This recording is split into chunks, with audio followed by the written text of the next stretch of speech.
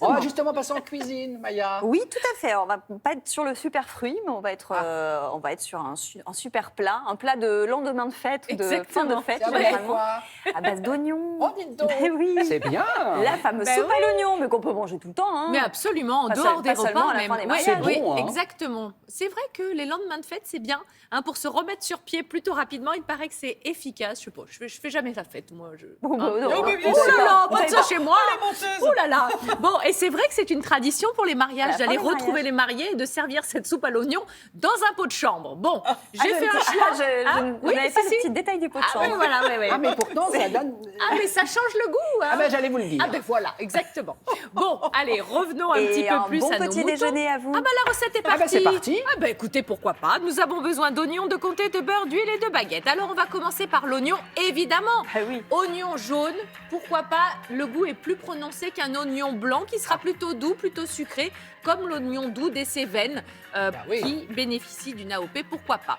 Un petit peu de matière grasse, du beurre, de l'huile pour faire revenir ces oignons. Un oignon par personne, c'est un petit peu ce qu'on compte. Et on pour dit notre faire soupe. suer, c'est ça, là? C'est ça, la Oui, voilà. terminologie? Alors, on va saler, on va poivrer et on va couvrir parce que l'idée, c'est de cuire l'oignon et ensuite, dans un deuxième temps, nous allons le faire colorer, dorer. C'est ce qui va donner la couleur du bouillon.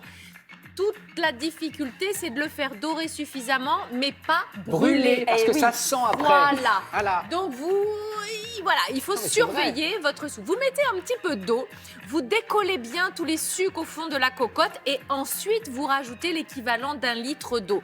Bien sûr, on peut enrichir les choses en mettant un bouillon de poule, hein, ça donne un petit supplément d'âme et vous laissez cuire tranquillement. Le secret, c'est ça, c'est la cuisson longue et tranquille. Vous allez mettre dans un petit ramequin et ensuite on a besoin du pain. Je vous ai fait du pain maison hier, j'espère vrai. qu'il en reste. Oui. J'attends une nouvelle fois vos photos de jolies miches sur Instagram. Deux miches, jolies.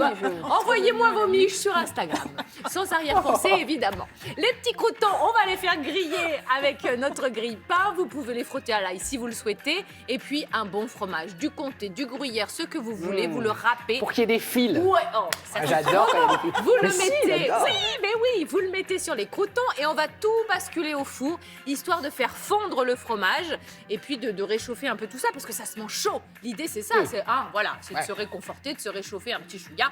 Et alors après, vous mettez votre petite cuillère dedans et alors oui, là on a des fils, on a les oignons fondants. C'est vraiment très simple, extrêmement économique et bon pour la santé. Pourquoi? Parce que l'oignon a de nombreuses vertus. Il est antibactérien. Donc ça, c'est formidable. Et en préparant cette chronique, j'ai vu qu'il existait du sirop d'oignon. Oh. Eh oui, Il en eh, faut je vous en avoir bouche un envie, quand coin. même. Mais ça se mange dans quelles Alors, circonstances? sirop d'oignon, c'est de l'oignon qui est cuit très longuement au bain-marie avec du miel. Et vous pouvez prendre votre sirop d'oignon, c'est un excellent antitussif. Voilà. Et si vous avez le nez bouché, un peu mal à la gorge, ce qui est un peu de saison, à côté, ça vous fait rire, sur votre chevet, vous mettez un oignon coupé en deux et juste à côté de l'endroit où vous dormez avec les masques de mademoiselle, eh bien, ça va vous permettre de déboucher le nez, d'apaiser un petit peu votre gorge. Un demi-oignon. Oui, un d'accord. demi-oignon comme ça, vraiment juste coupé en deux Clac. sur la table de chevet. Clac. Et si vous me faites une infusion oignon-ail, bon, pour la laine, c'est pas super, mais en attendant, pour la santé, c'est formidable. C'est extrêmement puissant, un antiviral, un anti-inflammatoire, un antibactérien. Et plus de famille. Oui, voilà. Et un très bon tu-mouche. C'est un très bon Et tu-mouche. antisocial aussi. Tu perds ton sang-froid. Voilà, bon bref, je vous ai mis évidemment la recette sur Instagram. N'hésitez pas, faites-nous des soupes, ça réchauffe, ça réconforte et ça coûte rien du tout. Eh oui. Voilà. Merci beaucoup. Mais je vous en prie. Je vais essayer le coup du demi-oignon sur ma table de chevet. Voilà, vous je m'en vous direz dirai. des nouvelles. Ah bah oui, je pense que les voisins vont me réveiller en me disant « Oh là là !» Bon bref, alors merci beaucoup Karine.